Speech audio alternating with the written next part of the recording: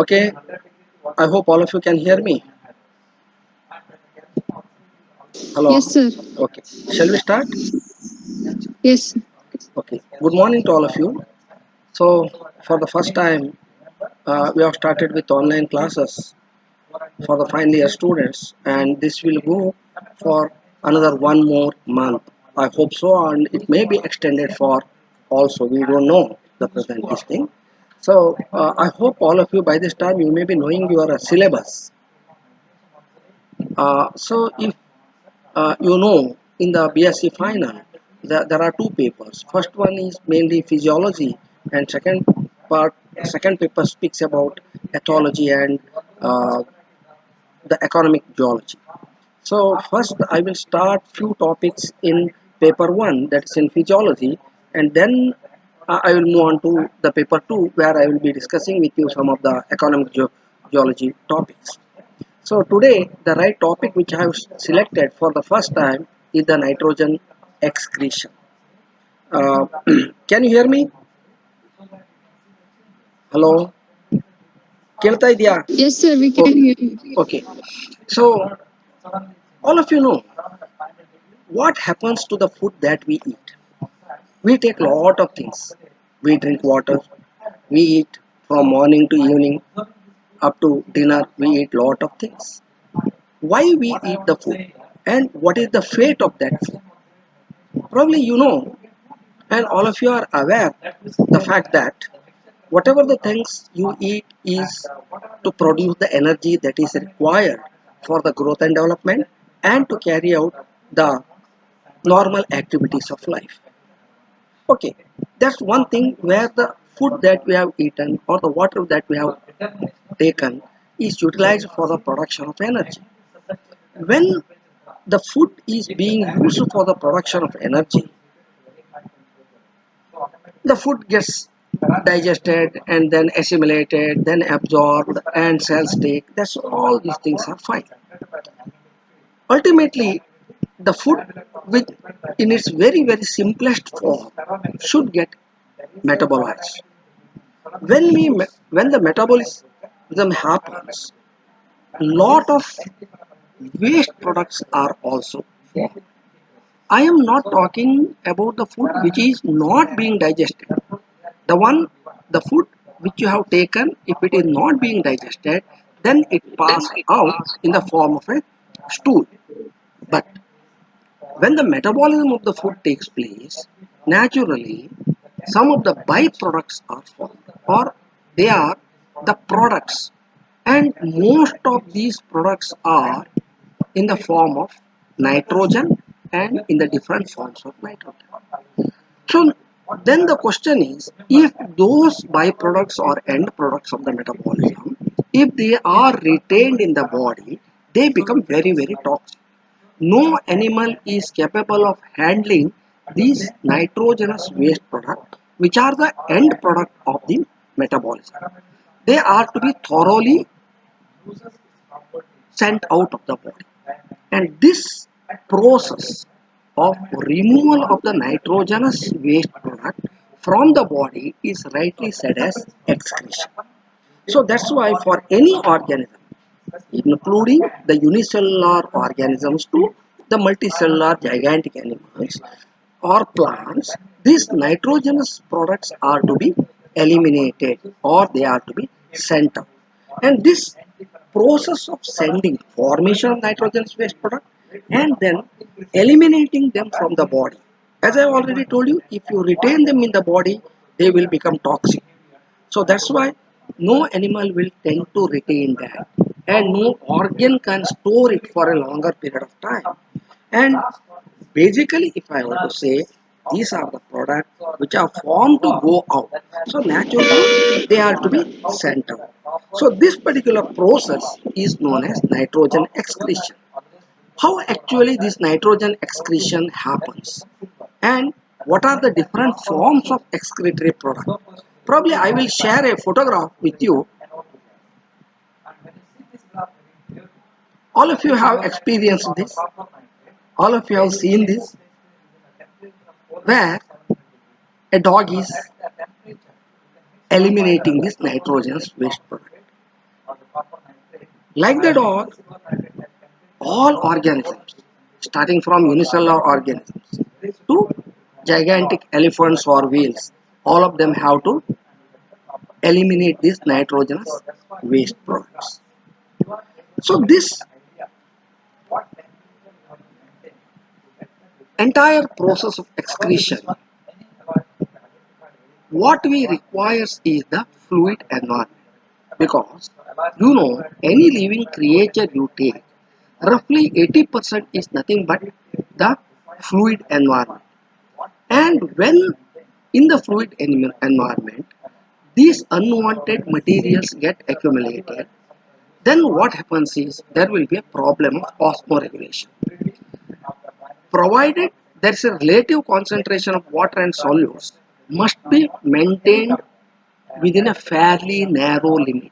This is what we call the osmoregulation. So this osmoregulation is a process where solute concentrations are balanced with respect to the water.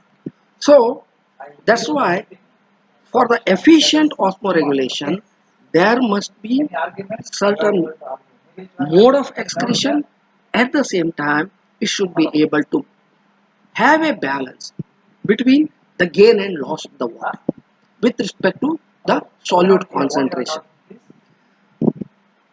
And in the animals, majority of the animals are in the aquatic medium. And in the aquatic medium, the maintenance of osmoregulation is very, very interesting. For example, freshwater animals show an adaptation for the excretion where they reduce the water uptake and conserve the solids. The difference is because the concentration of the medium will be low, whereas the concentration of the body fluid will be high. As a result, what happens in the freshwater animals, lot of water from outside enters inside the body fluid, so thereby diluting the body fluid. That should not happen because it is against the osmoregulation. So that's why what they do is freshwater organisms try to reduce the water intake. They prevent the entry of medium water inside the body cell and conserve the solute. Even if it enters, they make certain mechanism where excess amount of fresh water which has entered in the body is immediately expelled out. For example, all of you must have heard about contractile vacuoles in the some of the freshwater protozoans. And this freshwater protozoans, by having the contractile vacuole, whatever the extra amount of fresh water enters the body, they are eliminated through general body surface. So, if this is the problem for freshwater, the problem is totally different in the marine animals, because the concentration of the medium is high, whereas the body fluid is low. As a result, more and more water from the body tends to go out. So for that, they have different mechanisms. For example, many of the fishes have different mechanism, rete mirabilis system and other things, where they will not allow the loss of body fluid. Body fluid in the sense, the water from the body fluid. So that's why different mechanism. If you come to the desert animals, the problem is totally different. The availability of water itself is very, very difficult. So whatever the water they have, they should use it more efficiently. So for that matter, they have a different method of maintaining the osmoregulation. So that's why ultimately all this process helps with the help of excretion, where nitrogenous metabolites and other waste products are efficiently excreted by means of different mechanisms. And the common term for the different mechanism which is used for the excretion is, the removal of the nitrogenous waste product is the excretion. So here, in order to have a proper osmoregulation balance, there must be a balance to be achieved between uptake and loss of water as well as the solutes. So that's why this osmoregulation is chiefly based on the controlled movement of solutes between internal fluid and the external environment. How these solute movements are controlled in between internal fluids, that the body fluids and the external environment, is a very interesting mechanism to understand. So osmolarity, probably being the student of chemistry, you must have heard it. The solute concentration of solutions determine the movement of water across the selectively permeable membrane. Because all of you know, the plasma membrane which covers the cell is selectively permeable. It knows what to allow and what not to allow. So this selective permeability of the membrane itself helps in the maintaining the solute concentration of the solution. But that mechanism is not easy as we think. If two solutions are isoosmotic, that is, the concentration of the body fluid as well as the environment is same, the movement of this water is equal in both the direction. Some amount of water will go out and same equal amount of water will come inside. So that's why the problem of osmoregulation is very easy. The maintenance. If the solution differs in osmolarity, net flow of water is from hypoosmotic to hyperosmotic solution. For example, I have told in fresh water, the osmolarity of the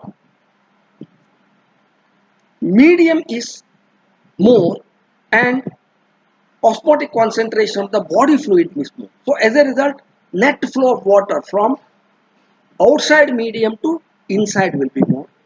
And the converse is true for marine environment.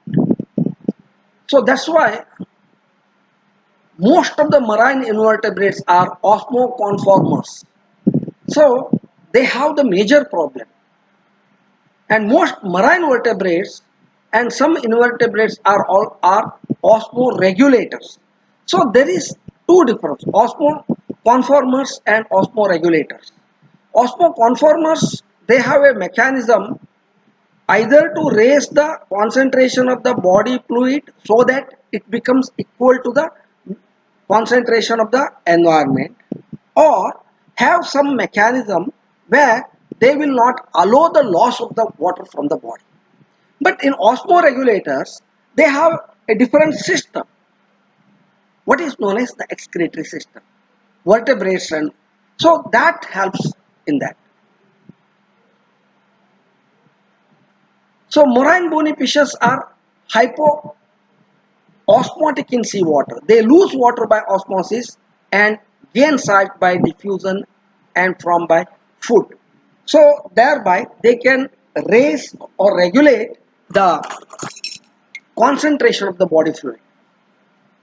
Or even some of them balance water by drinking the seawater and excrete the extra salt. Thus, ultimately, the main game or main aim is to maintain the osmoregulation. So here I have shown you how a osmoregulation in a marine fish happens. So gain of water and salt ion from drinking seawater, and even gain of water and salt ions from whatever the food that fish eats. Now what happens, though the fish needs water inside, but along with that it will take lot of salt ions. So these salt ions which have entered the body of the fish, they are removed or excreted from the gills, and small amount of water and the wastes are also removed from the kidney in the fishes. So that's why that's a, ultimately they have to maintain a harmonious balance, what is known as osmoregulation.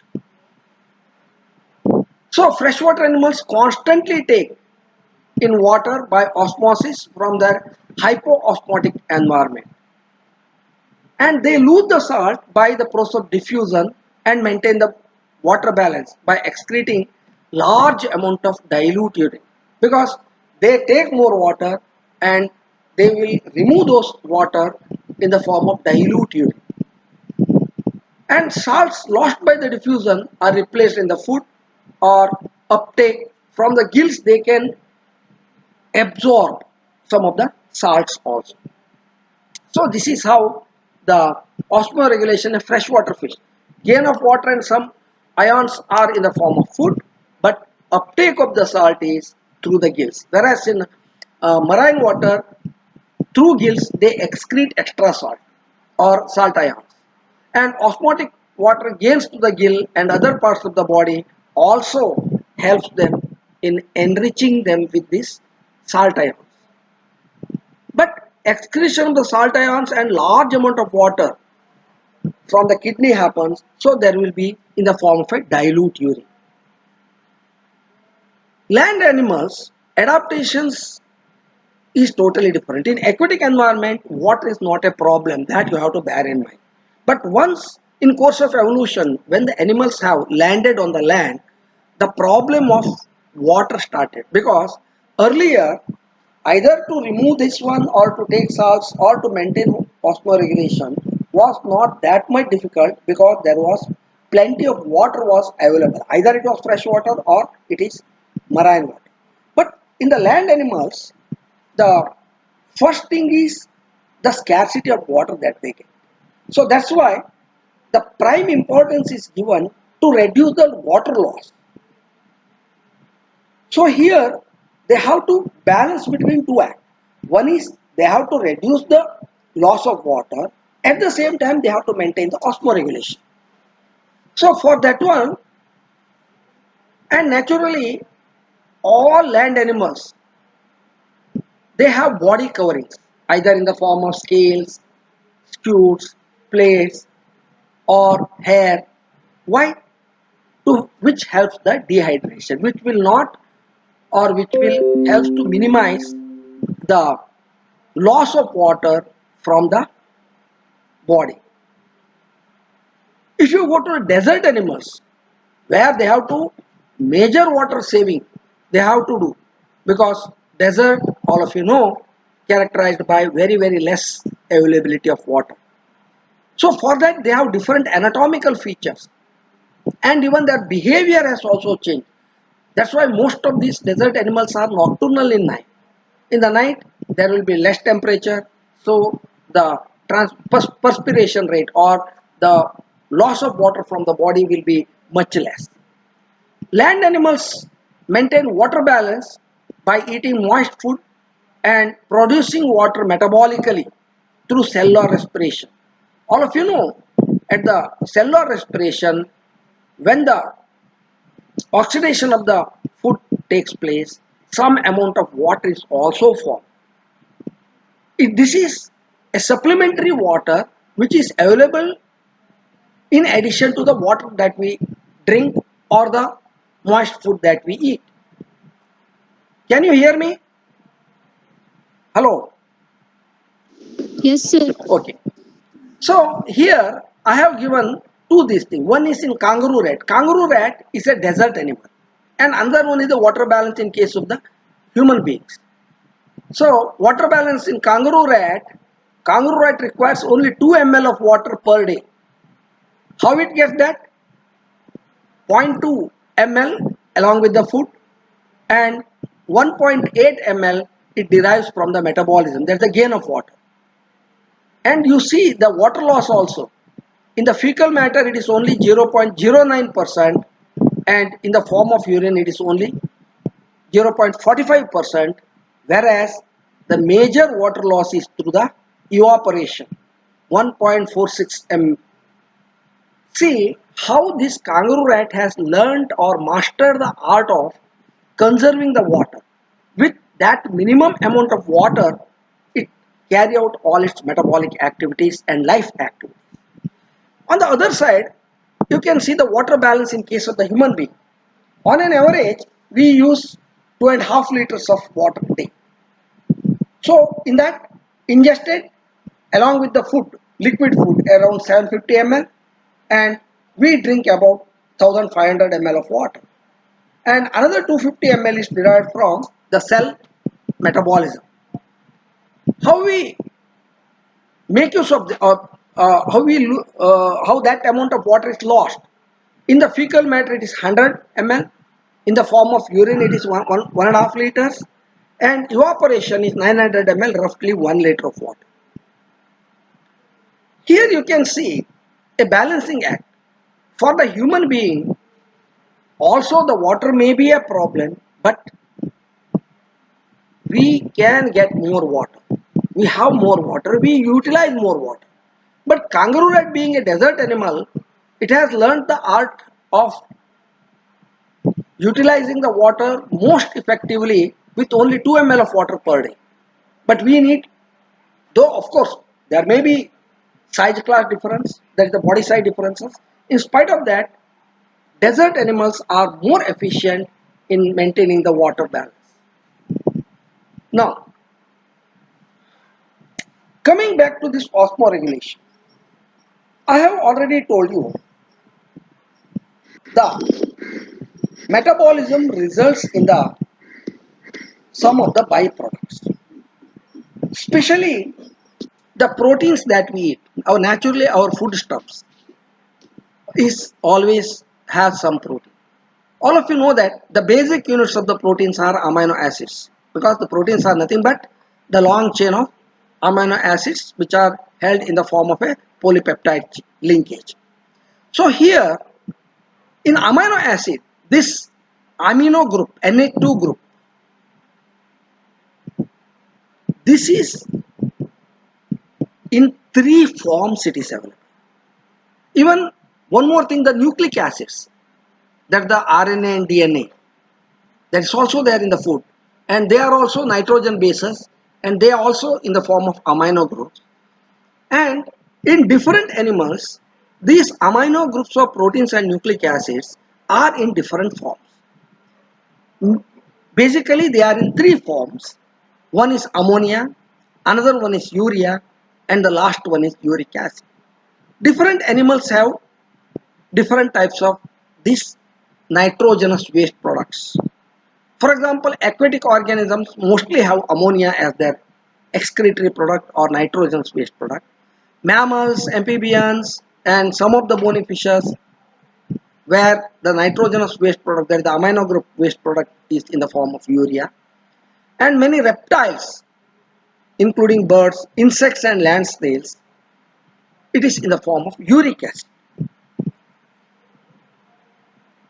So, I will skip these slides because that says the same thing. Can you hear and see the things? Hello? Yes, sir. Okay. So I have told you there are three forms of nitrogenous waste product. Actually, there are two more. I will come later. But these three are the most important types of nitrogenous waste product. That is ammonia, urea, and uric acid.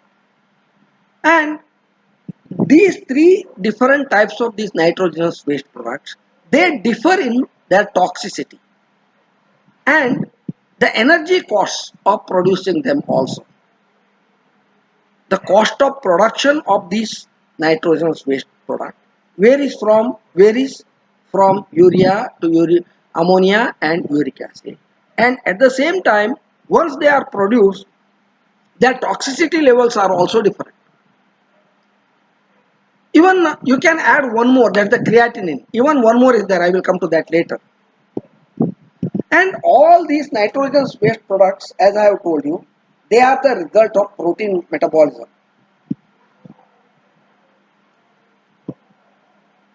I have already told you, or in the very beginning I have made it clear that in many animals, not in many animals, in all animals I should say that, they cannot be retained in the body. They are to be eliminated. How they are eliminated out? In these three forms: ammonia, urea, uric acid, sometimes creatinine also. Now let's try to understand the characteristic feature of all these three things. So this ammonia, it's the simplest one, NH3, which all of you know that, but it is highly toxic, very highly toxic. Compared to other three, they are highly toxic and highly soluble in water. So that's why they are excreted mainly by the aquatic invertebrates and tadpoles. Because for the elimination of ammonia, animals need large amount of water. Only aquatic organisms can afford large amount of water for the excretion. So that's why only in aquatic organisms like some aquatic invertebrates, most of the bony fishes, there are exceptions, and in tadpoles, the nitrogenous waste product is in the form of ammonia. Next one is the urea.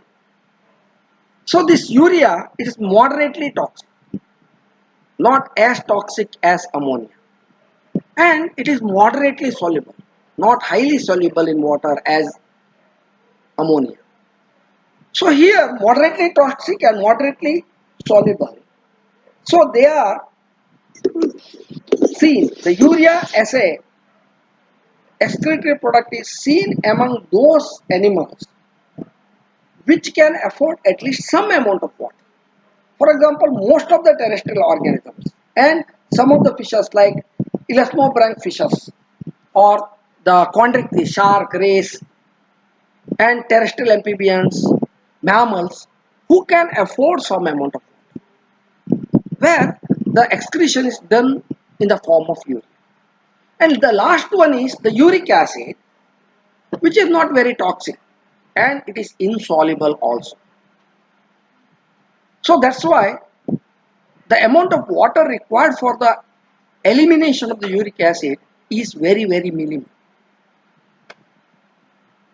Especially the insects, most of the reptiles, and all birds excrete in the form of uric acid. This has certain adaptation also. See, these insects, reptiles, they are more xerophytic in nature. That means they get very less amount of water and they should make the efficient use of the water that is available. They never tend to lose the water because availability of the water is very, very difficult for them. So that's why they excrete the nitrogenous waste products in the form of uric acid. Birds have a different mechanism.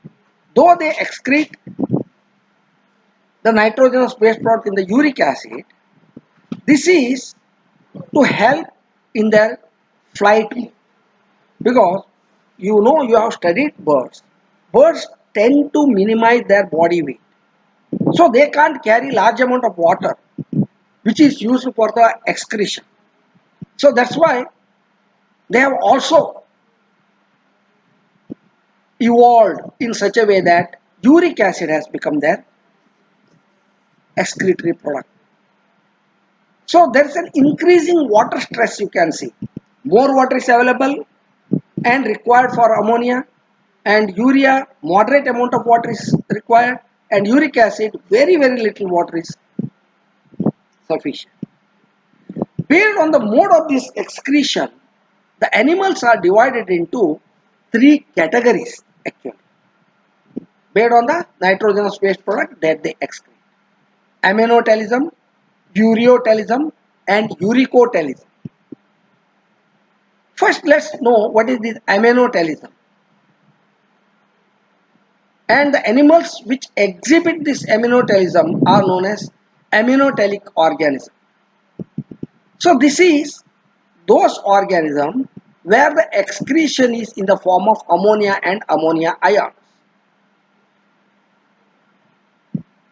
Being the student of chemistry, you know the ammonia forms with oxidation of amino groups, and they are removed from the protein when the proteins get converted into carbohydrate during the metabolism.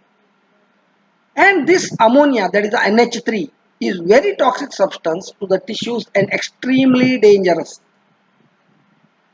At the same time, they are highly soluble in water because only one nitrogen atom is removed, it is NH3. For this matter, they need large amount of water. Almost half a liter of water is needed per 1 gram of nitrogen to maintain ammonia level in the excretory fluid. Just imagine how much amount of water is required to eliminate all the ammonia that has been formed. So that's why only aquatic organisms can afford this. Especially aminotelic animals include protozoans, crustaceans, platyhelminths, cnidarians, poriferans, echinoderms, and other aquatic invertebrates.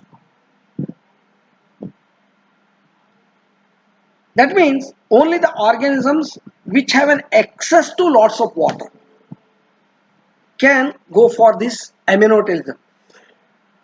And mostly this ammonia is excreted from the body either by the general body surface or whole body surface, or in fishes it is through the gills, and it contains one nitrogen per molecule, and uh, animals with constant access to fresh water excrete much of this nitrogenous waste product. Next one is ureotelism, where excretory product is urea. The animals which excrete nitrogenous waste product in the form of urea, they are known as ureotelic organisms, or the process is known as ureotelism.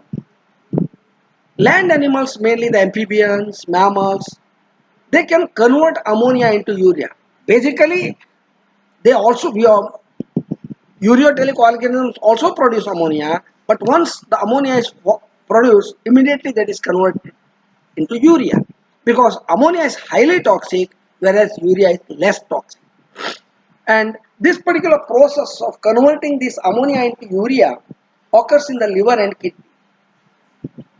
And those animals which can undertake this process are known as ureotelic organisms.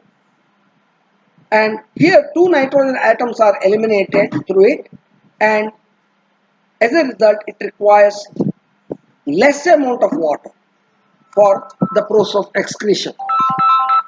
For the process of excretion, it requires 0.5 liter to excrete 1 gram of nitrogen.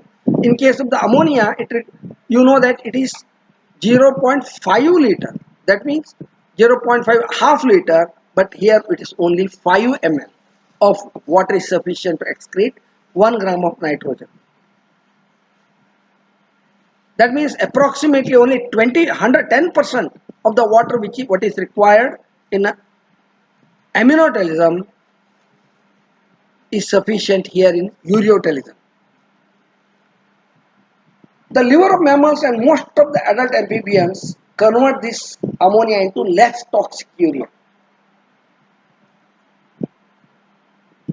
The blood circulatory system carries this urea to the kidney where the filtration happens, and there the urea gets separated and it is excreted in the form of urine.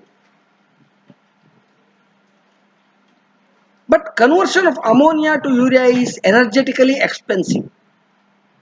I have told you, different nitrogenous waste products have different costs of production. Ammonia requires very less amount of energy for the formation of ammonia. But for the urea, conversion of ammonia into urea requires large amount of energy. But it is less toxic Animals can afford this energy expenditure because the urea is less toxic and it requires less amount of water. The last one is uricotelism. Uricotelism, where the excess nitrogen is excreted in the form of uric acid. The uricotelic organisms include insects, birds, and most of the reptiles. Energy requirement for conversion of the ammonia into uric acid is very high. It requires more metabolic energy to make than urea. But uric acid is very low in toxicity. And you can concentrate it into small volume of pasty white suspension. Probably all of you must have seen the bird droppings, which are in the form of a white paste, but they are having the nitrogenous waste product in the form of uric acid, and these animals can afford this energy expenditure because this is least toxic, and more importantly the water requirement is very less. So terrestrial animals have less access to water, so that's why they have been selected to convert this highly toxic ammonia into either urea or uric acid. Though it requires more metabolic energy, and but the products are least toxic and requires less water dilute and flush from the body. Especially insects and land snails, many reptiles including birds, they excrete uric acid. Any organism which has the capacity to fly always tends to minimize its body weight. Carrying large amount of water for the only purpose of excretion will be very difficult for these animals which have the capacity to fly. So that's why the insects and the birds, mainly they have evolved in course of evolution to convert their nitrogenous waste product to uric acid, as it is being less toxic and less water dependent, and it can be secreted as a paste with a very little loss of water.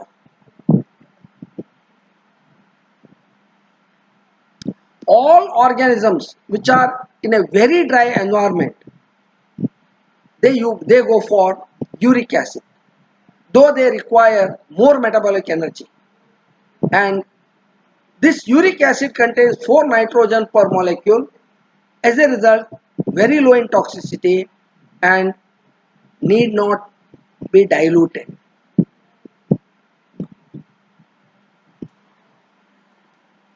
To summarize, urea is a water-soluble organic compound formed by the metabolism of protein and excreted in the urine. So like uric acid, urea and ammonia, we have one more term that I want to, guano. This is the excrement of seabirds, cave-dwelling bats, pinnipeds and birds more generally. Probably you might have heard about guano deposits. Guano deposits are the deposits of the droppings of the seabirds or cave-dwelling bats, pinnipeds. This is a very rich source of nitrogen, which is in the form of uric acid. There are certain islands where you can see these islands are formed by the guano deposits only. And now many countries earn their foreign exchange by digging this guano. Though since time immemorial, these deposits are piled layer by layer, and there's a huge deposit. and they come export it, because these guano deposits are the very important fertilizers, especially in the nitrogen industries, nitrogen fertilizers. There are certain countries, one country by name Nauru, and even some Peru, they have, and many of the oceanic islands have a very good deposit of this guano. Guano deposits are nothing but the bird droppings rich in nitrogenous waste product. Then one more, the purines. Probably all of you know that what is purines and pyrimidines. These are the organic heterocyclic base containing fused pyrimidines and in the nucleic acids. They are also the source of nitrogenous waste products. Then xanthine. It's a precursor of uric acid found in many organs of the body. That is also to be excreted. Hypoxanthine, an intermediate in the biosynthesis of uric acid. So why I am telling, mainly they are urea, uric acid and ammonia.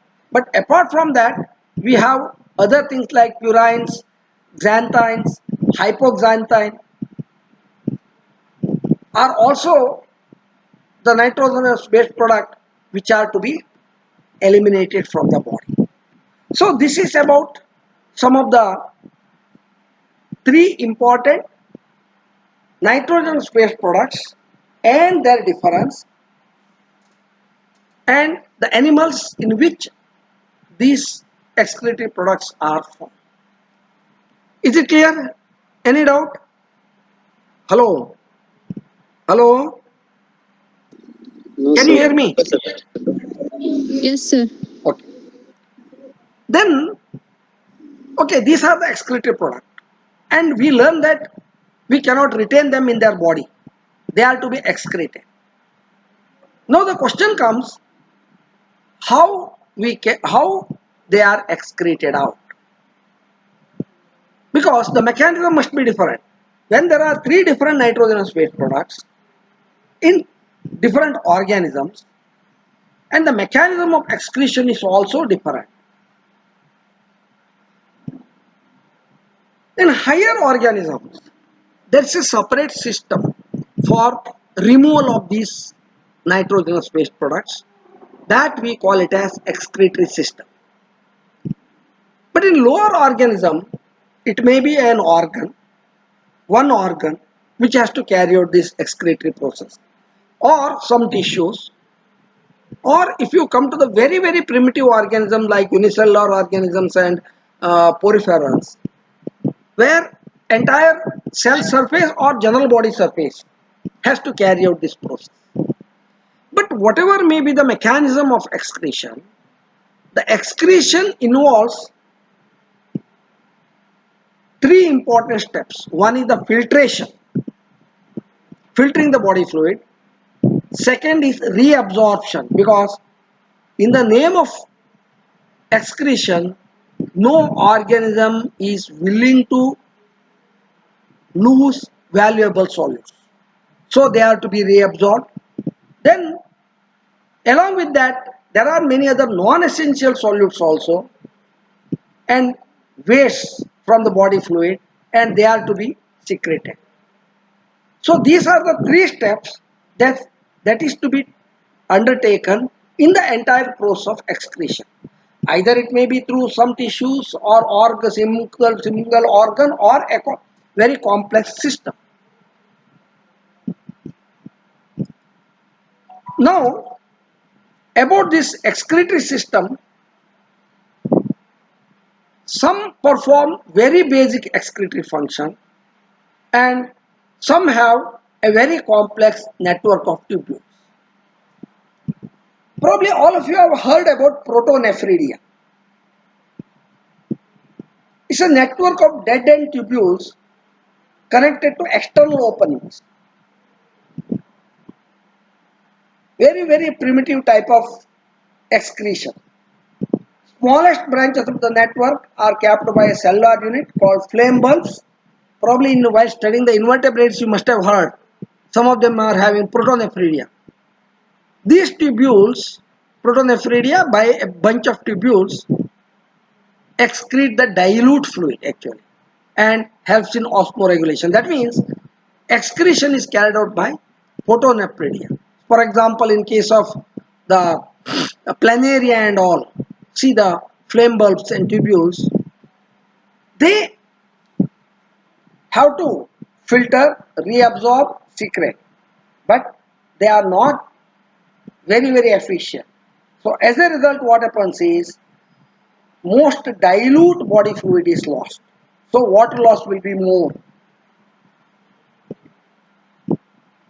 Then slightly advanced version of this protonephridia is metanephridia, which you can see in earthworm and all, where it has a pair of open-ended one. It consists of tubules that collect the coelomic fluid and produce the dilute urine for excretion. The urine is dilute, but not as dilute as protonephridia. So that's why I have told you this metanephridia is an advanced version of nephridia, which is seen in case of the earthworms. And in most of annelidans you can see them. See, this is the capillary network and coelom. From there, collecting tubules are there and external opening is there, bladder is there to store, and they filter this coelomic fluid and excrete the dilute urine.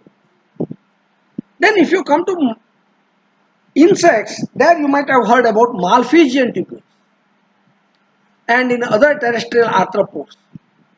These Malpighian tubules are helpful in the removal of nitrogenous waste product from the hemolymph and thus helps in osmoregulation. This insect produces relatively dry waste, mainly uric acid, an important adaptation to terrestrial life because insects also have to fly, they cannot carry more water in their body. Even some of the terrestrial insects, they have to absorb the air from the atmosphere only. So there where they use the Malpighian tubules. Probably when you have dissected the cockroach, I don't know whether you have dissected it or not, there in the midgut region you can see the Malpighian tubules. I hope you can see the photograph also. Am I right? Can you Yes, sir. see? Yes. Yes, sir. Okay. So these Malpighian tubules helps in the excretion of uh, in case of the insects. Then in the higher organisms, it is the kidney. It is the excretory organ of vertebrates. But kidney cannot function independently. It has a network of system, what is known as network of tubules, that is what is known as excretory system. And for the day, we will stop here, and in the next class we will continue because where we have to discuss in detail about the excretory system, taking the kidney as an example because in human beings we have to study. So uh, today for the day we will uh, stop, and now I would like to know whether uh, it was clear or was there any problem in hearing or hello. Hello, now Hello, it is sir. open for all of you. If you can contribute, you can. Hello, hello. Can you hear me? Yes, sir. Yes, sir. So now tell me, is there any doubt or any problem in understanding? We have almost taken 50 minutes time. No, sir. It is clear. Clear. So Yes, sir. you don't have any problem in